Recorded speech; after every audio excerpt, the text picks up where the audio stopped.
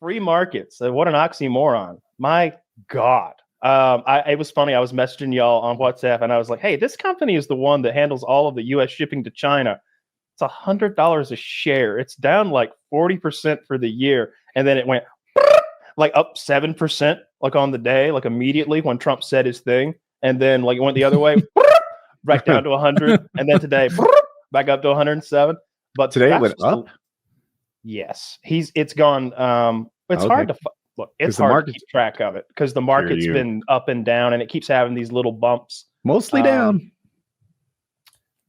Let's see. What's it? I wouldn't know. I've seen a lot of red and I've seen a lot of. You would know better than me. We lost about a year's worth of growth under Trump's 80 days. We lost half of yesterday's rebound today. Why don't they let you search by 7 days? Why is it only a 5-day window? I think it's 5 work days. In the past 5 days, we're down 0.46%, but in the last month, we're down 6.17%.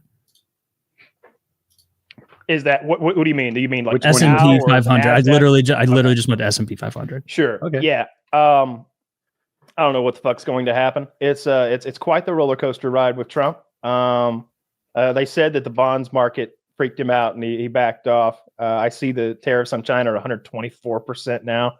China's coming back with 84, 85%, talking about banning American movies. I wish China would ban our movies. How would that impact our like movie it would take industry? The Chinese influence out of our movie industry and like maybe at least that would be gone. Every fucking movie that I see that they want a worldwide box office, they've got the inexplicably placed cute Chinese girl. Like, all right, we're got to go to the moon, but the American ship blew up. Oh, turn out China have one, and we'll give it to you, America. Just take a pretty lady. You can fly. All I know about like the Chinese movie industry is like Marvel will release Black Panther or something, and all of China will be like, "Oh, we don't want to watch Black Panther." Yeah, that one didn't. Not an Asian man. It's not a Chinese. It should be Chinese. Panther. Yeah, it's interesting. What like does well in their movie markets. I saw that thing a while back with Xi Jinping. Like, how did we miss Kung Fu Panda? How did we fuck that up? It's like I think I've talked about it before. It'd be like if the Chinese made a movie called American Cowboy Man, and it was the #1 movie in the world all of a sudden, and we were like, "How did the Chinese make American Cowboy Man? How did we miss that?" That would be embarrassing. Do you know TikTok's still Chinese owned? Of course it is. Yeah, I don't think that ever. They were gonna ban it, and then they agreed to like sell it to some American company, and then Trump did the tariffs, and China's like, you know what? Suck a dick. We're not selling it. What was the TikTok deal? Was it like, I remember something about like, we want an American company to own half of it so they have some control over the content, or was that not right? Yeah, that's it. And they're just extending it. They're kicking it down the road. I don't use TikTok extending at all. it till 5 days ago, he could say, I guess. Yeah. He bumped it 60 days, Zach says. I know the deadline was like last week. Ended 5 days ago, I guess. Yeah. I think Trump blinked. That's my point. On the bonds thing is what they're saying. They're saying that like people started selling off U.S. treasuries or something like that. Yeah. I saw China was selling a bunch of them because I guess that's part of their way to fight back, is being like, oh, we do this and then you can't lower interest rates, or they've got it plenty fucks up your bond market. I don't know enough to know. I just saw that and I'm like, those are finance words. Okay. I have a lot of economics background. What happened is JD Vance didn't say thank you. JD Vance doesn't say thank you ever. Well, that's why we had to fucking back off our tariffs. He says more. No, I think JD Vance would be the one who always. Well, he didn't back off the tariffs though. They increased them on China. China, everywhere else they backed off. It seemed like the rest of the world was around America. And but we were using it. We were talking in the context of the bonds market and that I'm seeing people saying that's what made Trump reverse course was the Chinese sell off of U.S. bonds or treasury notes or whatever. And yet he increased the tariffs on China to 124%. He had this tweet that was like, if you don't retaliate. It'll be easier on you. Like it was something like that sounded so like domestic abuse rapey that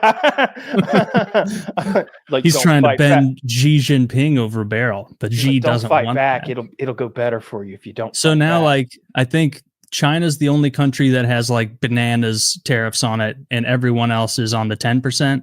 Everyone else is negotiating, and he's dropped it back to wherever it was, some baseline previous to this week. So I think it was 10. Is it still 25 on like the car stuff with Canada and Mexico? Aluminum and the cars and steel. Yeah, I think some specific things are higher than 10. Most things are 10. But again, it's always like about to take effect and about to change. There's no stability in this. It's based on Trump's moods and tantrums, and I think he's trying to negotiate. Look, whether he does negotiate better deals or not is its own thing. But I think the goal of this is to drive people to negotiation, and that's what they're signaling as well. Him the other day saying, "Oh, you would believe the world leaders? They're all calling me. They're kissing my ass. They're begging."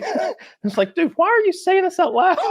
Yeah, that's not good negotiating right there. Like, yeah. What are you gonna do? Elections have consequences, Taylor. No, that's totally art of the deal, Kyle. You go, we're going to put tariffs on, and then the market goes 10% tariffs, boo, and then he goes, nah, scratch that, 2 million % tariff, and then the market goes crazy again, and then he goes 5 million % tariffs, and then 2 days later he goes back to 10%, and everything else on China stays, and then it's like, well, then why didn't you just start with that? I think he's responding to China, increasing their tariffs. He redoubled. They were at 124%. That's what does an iPhone cost at that point with 124% tariff? I see the people talking about what it would cost to build an iPhone in America. If anyone is talking about building an iPhone in America, they're either a moron if they're from the right and they're saying we can do it, or they're propagandizing if they're from the left. Like there's no other way around it. We're not going to make iPhones here. We're going to make them in India. What do you think about India versus China making our phones? I don't care either way. Something about I somehow trust the Koreans make my fucking phone. I trust the Koreans more than either of those. There you go. That's what Trump should have said. He should have went to Korea and been like, hey, why don't we make the whole U.S. the Samsung capital of the world? This is a problem. You've got all this market share in Europe and Asia and none in the home of freedom. Mm-hmm. That's not right. Like that's how he should fight the Chinese. Instead of this, why not Apple? They're an American company. Yeah, but they're going to make it in India anyway. It's not they're going to make it here. So go straight to the horse in Korea, where they make the Samsung phone that's already their direct competitor, and that'll let you put pressure on China. Because in the end, what you want is China to make your shit anyway, just to be more fair about it. Yeah, I guess that would be the end. That's what I want. I can't speak for President Trump. I don't feel like I'm educated. There are a few who can know what I'm looking for. I like. Why is it good for it to be built in China? It seems like they're one of my last choices. I'd rather have India, Korea, Vietnam, Brazil. You pick it. They're like China's the last company. Yeah. I'm sorry, because of their adversarial. Rich. Yeah. Like I'm no genius, but it does seem bad to be like, well, there's these really important things, and the only place we make them is in our greatest enemy. And it's like, I don't think that China wants. So look, I don't think that I know that China is an adversary, certainly for global influence and power economically and all that, but they're not like a Nazi Germany that we have to worry about coming and getting us or anything. They might eat one of their neighbors. They might eat up Taiwan, but I don't think they're looking to swap bombs with the United States of America. I saw a fun stat the other day. They're like, China hasn't dropped a bomb in 40 years. The United States drops 45 a minute.